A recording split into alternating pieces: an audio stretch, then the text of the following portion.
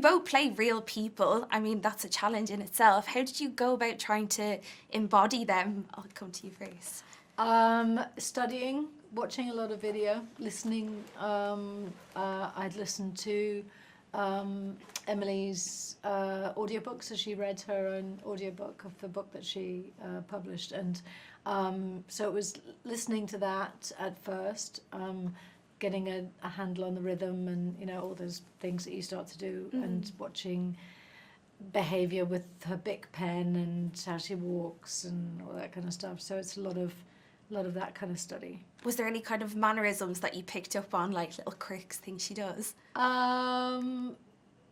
Well, I mean, one that she does all the time when she's interviewing is with the pen. You know, she gesticulates with quite a flat hand with the pen in between her fingers in a very particular way.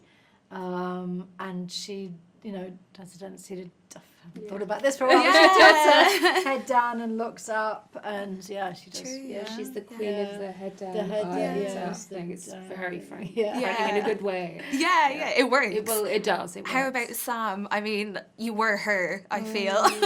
Yeah, I was able to hang out with Sam quite a lot. She was on set a great deal, and we socialised a few times before we started filming. She was part of our rehearsal period, so I had a lot of access, which was great. That is handy. It was probably less challenging than it was for Gillian, in the sense that she's not so public facing, or at least she wasn't. She will be now, rightly so. Yeah. But I didn't have a great deal to go off just from a sort of online search. So I had that time with her, and then sort of pick things that felt like this would be really great in building a character.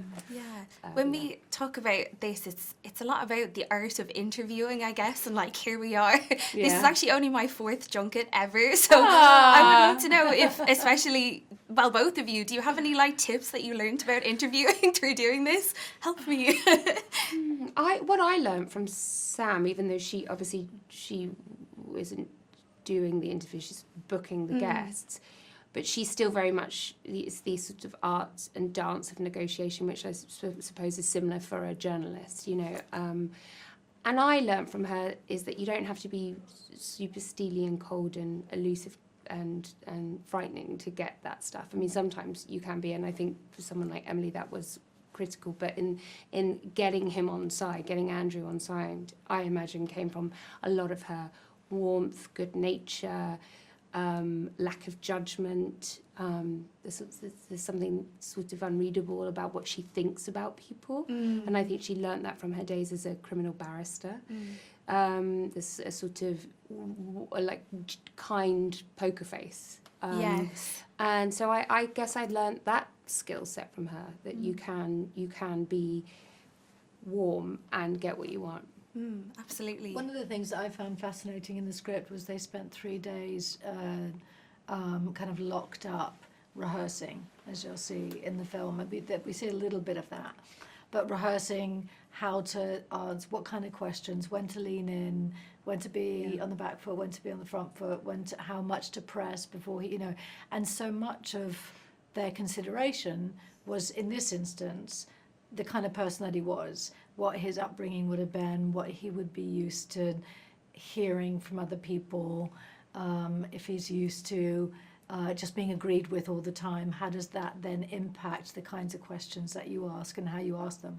And so that was fascinating. I hadn't necessarily thought before that all of those things, of course, would take in, especially if you're interviewing a world leader or a person in power in some way, or member of the royal family, which is quite a unique situation to be in. How do you ask the questions so that they don't literally say, "I'm sorry, that's too personal, I'm out of here"?